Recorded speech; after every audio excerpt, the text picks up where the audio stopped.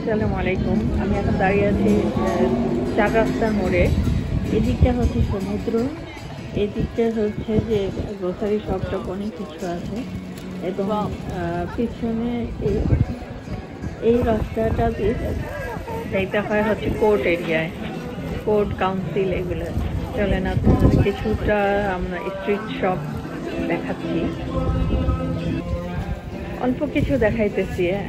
এইটা হচ্ছে ব্যাগের একটা শপ এবং সবগুলো এগুলো হচ্ছে রাস্তার মধ্যে বসে। আজকে সম্পূর্ণটা দেখাবো না, সামান্য দেখাচ্ছি। এবং আমার সবচেয়ে বেশি ইন্টারেস্টিং যেটা লাগে সেটা হচ্ছে এখানে কতগুলো গাছের একটা শপ আছে ওইটাই, এবং আমি ওখানে গেলে ওইটার মধ্যে দাঁড়াবোই।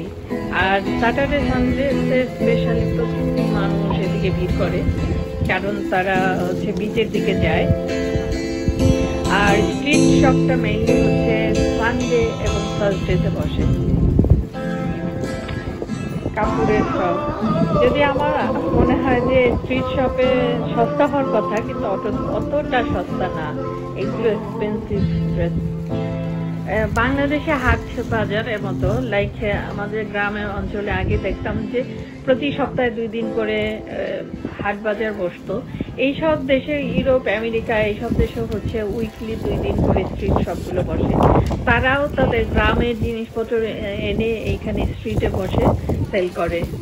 তো এরা এদের ঐতিহ্যটা আসলে ধরে রেখেছে এবং প্রতি সপ্তাহে অবশ্যই এরকম ওয়েদার যাই হোক না কেন তারা এই স্ট্রিট শপ নিয়ে বসে। তো বাংলাদেশে হয়তো অনেক জায়গায় এটা বিলুপ্ত হয়ে গেছে, কিন্তু এরা এই ঐতিহ্যটা এখনো ধরে রাখছে। এবং প্রত্যেকটা হচ্ছে পার্সন তাদের নিজস্ব প্রোডাক্ট, নিজস্ব উৎপাদন করে জিনিসপত্র নিয়ে এসে এখানে বসে।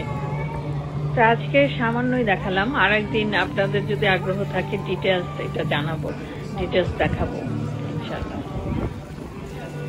এই যে ফুলগুলো এরা হচ্ছে এদের নার্সারিতে উৎপাদন করে, তারপরে এখানে এনে তারা এটা সেল করে এবং প্রতি সপ্তাহে তারা 2 দিন করে বসবে এখানে। ধন্যবাদ ভিডিওটা দেখার জন্য।